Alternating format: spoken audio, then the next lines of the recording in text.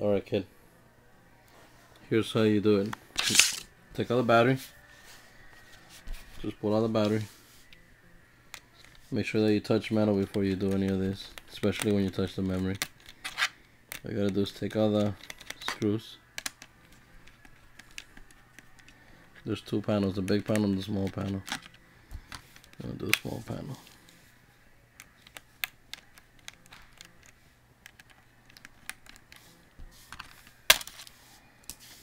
You unlock the memory here. It's a little tabs on the sides. You unlock it, memory pops right out. You put the new one in. Get the new one. Same way it went in, just slide it in.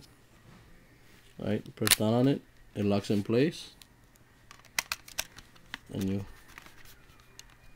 close the panel now. That's it. Go get a cable. Sorry. That's it. We took out the 2 gig. And we have the 1 gig right here. That's it, man. Alright, later, bro. Good luck doing it. Bye.